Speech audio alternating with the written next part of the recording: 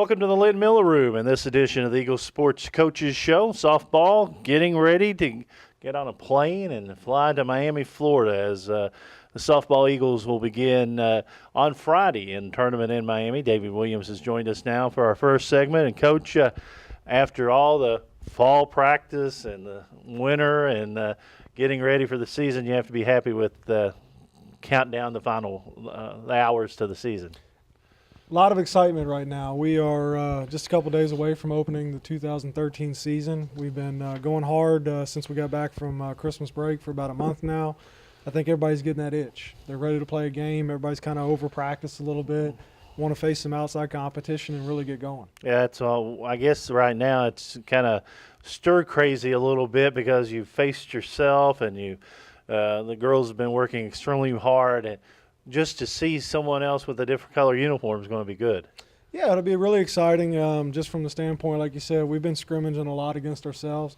Just to face somebody different is going to be really exciting, but also just to get this 13 season underway and start to play games and get that competition and that sense of urgency from competition is going to be really exciting for us. Tell us a little bit about the tournament that you're going to in Miami. I know we've discussed it several times, but for people who may not have seen it or might not have heard the coach's show, tell us a little bit about that opening tournament. Well, it's the Felsberg Memorial Tournament hosted by Florida International in Miami. So Florida International, obviously being the host school, is a participant. Binghamton and UConn will also be there. We actually open with Binghamton on Friday, followed by FIU late Friday afternoon. We'll play UConn on Saturday morning, and then it goes into bracket play from there, and your next two games will be determined on wins and losses. I guess UConn is happy to get out of Connecticut after the 30 inches of snow they received. They'll be happy to just get on a plane and go anywhere. Yeah, I would imagine that UConn and Binghamton both probably haven't been outside at all. If they have, it's probably been very limited. So I really imagine they probably haven't been outside. They'll probably be happy just to be somewhere where there's no snow and warm temperatures. What do you do right now as you get ready to prepare for the season? Do you cut back anything to get ready? I mean, you run, you throw, but then it's going to be a long season. So that last week, do you change the way you practice that last week? We have changed just a little bit, but not much. We've really been trying to cram as much in as possible, doing a lot of offense, defense. We've really been throwing a lot of live situations in here recently as we get closer and closer to playing games. But we have started to scale back some of the conditioning, trying to save their legs, get them ready for that first game. And then obviously as we get into season, practices will alter quite a bit as we may only have 2 days or 3 days between a game. So those things will change quite a bit, but we are starting to change that a little bit. The pitchers will probably start to scale back their throwing just a little bit this week to rest their arms for this weekend. But we will still try to keep our reps up on offense and defense just to make sure we get enough swings, enough cuts in, so that we're ready when we do play. I know Coach McGuire was here a couple weeks ago, and he mentioned taking advantage of the turf. Do you all get out and get some action, some ground balls and stuff on the turf as well? We do, but it's not the same. Yeah. It's not the same. The ball just doesn't bounce the same. It's a little different. We've been very fortunate. We've actually gotten out on the field quite a bit, so we've been pretty fortunate in that area. So we've been on our own field, been on the dirt, been able to get, quality reps in and work on a lot of situations within the dimensions of our field, where when you're on the turf, it's kind of hard to do that because you don't have a fence necessarily, so it's kind of hard to really work those dimensions and work cuts and depths and things like that. Game situations, very important, as you said, practice-wise. So once they get into the game, it just becomes instinct in a way. Hopefully. Yeah. You would hope so, Knock yes. wood. We've been practicing a lot of game situations, doing a lot of those things. And as we move into those game situations, hopefully they are second nature for them, and they automatically know what to do. But obviously there's things that you can't simulate in practice that are going to happen in a game, and those are your teaching moments. Yeah. That's when you have to take a step back and say, okay, if this ever happens again, this is what I want you to do. Of course, with some of the older players, the people who have some experience, that's always a key early on in the season, your experienced players, because they've been through some of the wars, and even with the younger players, they can help out a little bit. Maybe just a few words that maybe a coach could say the same words, and it may not have the same effect on a younger player. That's true. It's funny, as a coach, sometimes you hear your players kind of regurgitate everything you say. You don't think they hear it, but then when you hear them say it to somebody else, obviously it did sink in. So sometimes when you hear it from multiple people, it does take hold. Let's talk a little bit about your roster. We Okay. talked about them last time, and, a good roster coming in. As we said, you got a whole year recruiting. You wasn't scrambling, trying to get the fall and then the spring. Tell us a little bit about what are you happy with? All around right now, I'm happy with the effort all around. I think one of the things we have this year that I'm really excited about is depth. Not only do we have, a group of players that will probably get significant playing time, but we have players that can step in and contribute as well. And not only as starters, but if we need a pinch hit, if we need a pinch runner, we need to make a defensive substitution, those types of things. I feel confident that we have people that can come in and fill those roles, which will help us maximize our roster more and will allow us to set up things situationally that could potentially help us win a game. Yeah, anytime that you could plug a hole with someone you have confidence in, that makes it a little easy as a coach, but also the players understand their roles and they can be a better situation with probably more percentage of success. Definitely, and that's one thing I'm really excited about with this group. They've all competed very hard, done a really good job through practice since August. And one of the things that I really hope to get out of it is get a lot of people game situations, game reps, so that we prepare ourselves down the line that when we do need someone to step in and get a big hit or someone to go in and play defense or whatever the case may be, we're extremely prepared and everybody's had the opportunity to gain that valuable game experience. Any coach is just as good as their staff. We briefly touched on your staff the last time, so let's go in depth a little bit. As any good coach would tell you, they're just as good, like I said, as their staff, and you've got a pretty good one.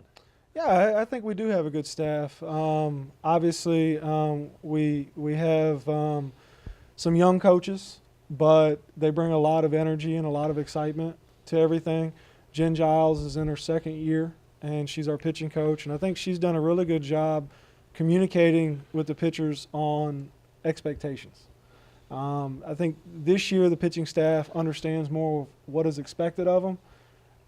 They're a lot smarter as far as knowing their situations, hitting spots, and understanding how to get out of certain situations. Yeah. Natalie Haithcox has been a great addition for us. She played for me.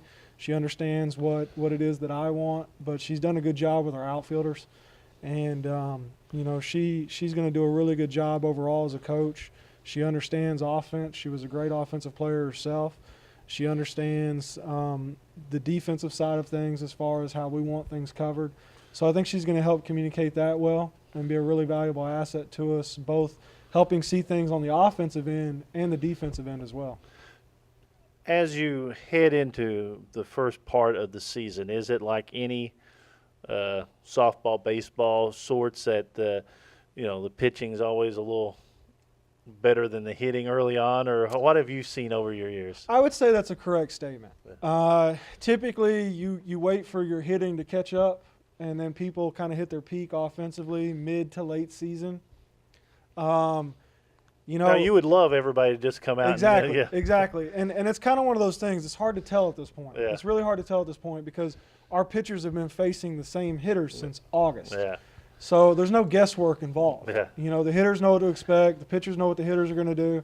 So right now, I'd say it's pretty even. But when we face someone wearing a different uniform, we'll have to see how things fall into place. But I would say typically that's what you do see. You see a slower start with the hitting and then a stronger finish with the hitting.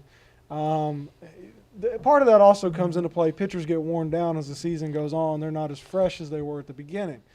But I would say that that's a very safe assumption. But we'll see how it all plays out when we open up this weekend. Is it one of your, main jobs or goals is to make sure your pitching's there at the end of the season? I know you have young ladies that would go out and pitch every inning if they could. But as a coach, if you think about it early on, do you go, okay, let's cut it off here to save maybe a couple of innings down the road? I mean, you're not saying down the road, but you're kind of having a early cutoff. No, I do think that that's probably something that any coach would want to try to handle effectively. Yeah. As with anything in softball, you can't have that pitcher that can throw game after game after game. But this is where a staff really becomes important. And I think if you have a comfortable lead, maybe it's important to get somebody else some innings. So you don't wear somebody down so much that you don't have them when it gets late in the year.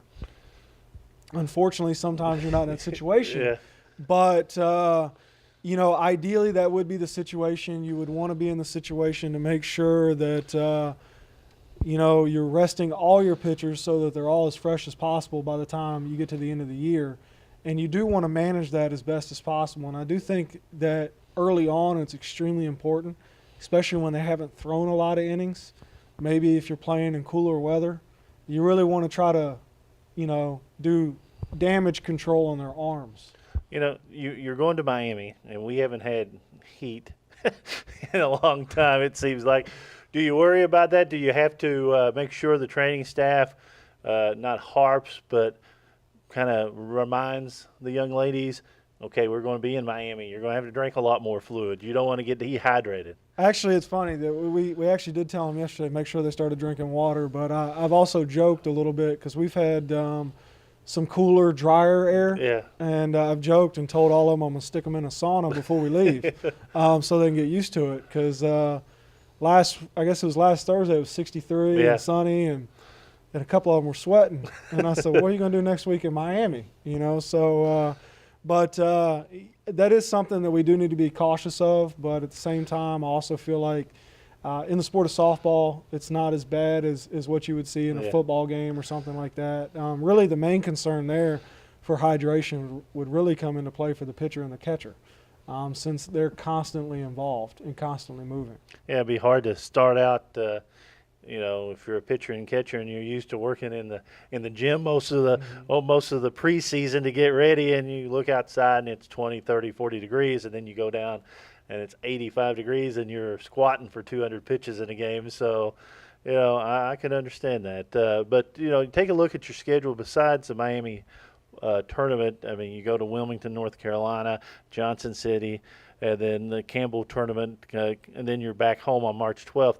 You've got some great teams if you take a look at from top to bottom. Binghamton, Florida International, you said Connecticut, UNC Wilmington, Gardner-Webb, Bowling Green, East Tennessee State, Northern Kentucky. So you didn't dodge anybody.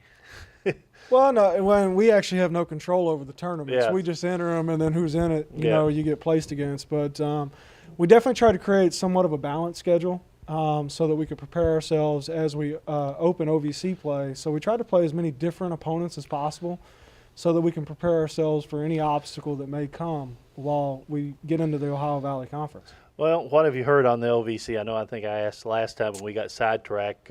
What's going to be the teams we need to watch out for? Well, traditionally, Jacksonville State, Tennessee Tech, UT Martin, they're going to be solid. Actually, 4 teams did not open up last weekend in OVC play. It was us, Murray, Eastern Kentucky, and Eastern Illinois. Coming away from last weekend, they all played in some pretty tough tournaments. But SIUE right now is the only one that's over 500. So at this point, I'm not really sure. It looks like it may be wide open. Could be anybody's to take at this point. Of course, Morehead State will begin the home season. You'll get a lot of meal money on the road, February 15th through March 9th. And March 12th will be the first home game, Western Illinois doubleheader at 2 o'clock. Then March 14th, Detroit a doubleheader. And then March 16th, they'll open the Ohio Valley Conference against Tennessee Tech. Doubleheader on the 16th with a single game on the 17th. After that, pretty much almost all OVC action. You build in some nice games non-conference even after you get back and start the conference. Yeah, we have a few midweek doubleheaders mixed in. I think with Dayton, Northern Kentucky, Miami of Ohio, Butler, Marshall. So they're all fairly close. So we just mix those in to kind of stay fresh in the middle of the week, make sure we're still seeing pitches and getting a little bit of work in. But really good schedule. Once we get past this tournament schedule and we really get rolling with conference play, that's pretty much all we're going to see. David, Have a good flight. Thank you. Appreciate it. Think about us back here, the cold weather on I'll send Friday. you a postcard. I'll enjoy the postcards. David Williams, softball coach here at Morehead State. We'll come back with more. This is the Eagles Sports Coaches Show.